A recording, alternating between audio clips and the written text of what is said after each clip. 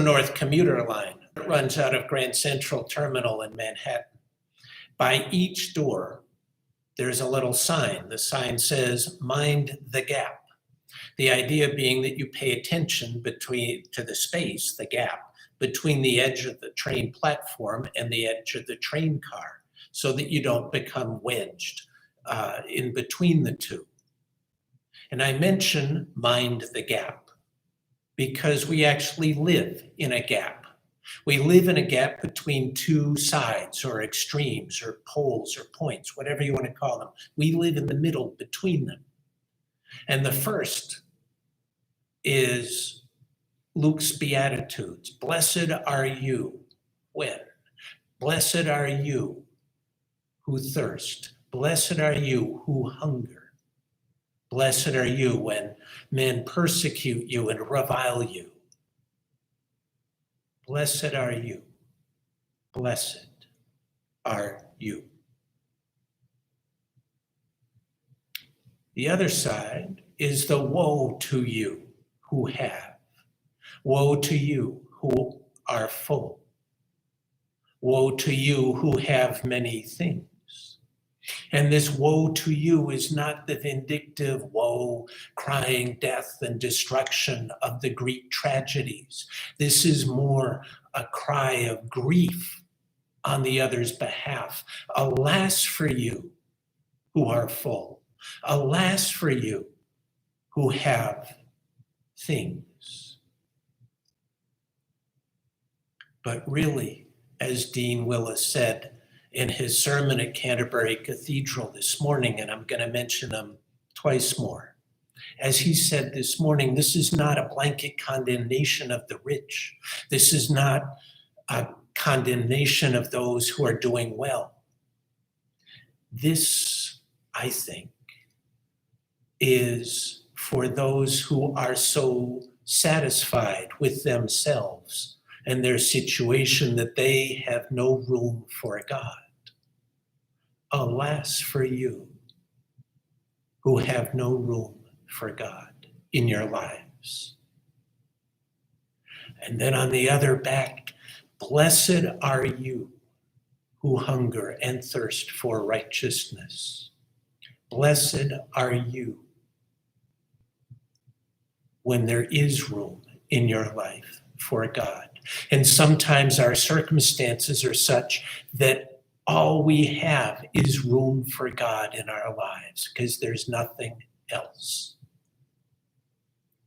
And we live between those two, between being absolutely reliant on God and totally full of ourselves. No need for God. And in that gap comes Jesus, down from the mountain where he's been praying all night, according to Luke's gospel. And he stands there on a level ground with the multitude and his disciples at the same level they are, at the same level we are. Dean Robert asks, from where does Jesus look up? In Luke's gospel, there's the sentence, Jesus looked up at his disciples and said. The only place Jesus can be looking up from is if he's even closer to the ground with those who seek healing, with those who are sick, with those who have needs, with those whose circumstance is so desperate. He's there on that level with them. And from there, from the place where they are, looks up and says, blessed are you.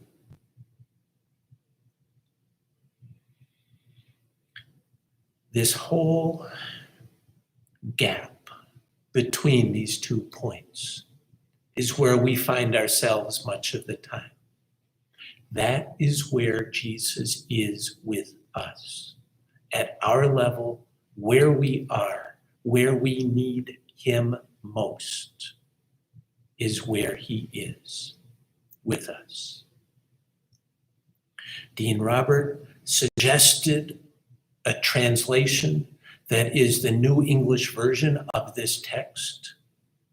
And he suggests it as a synthesis between the blessed are and the woe to you.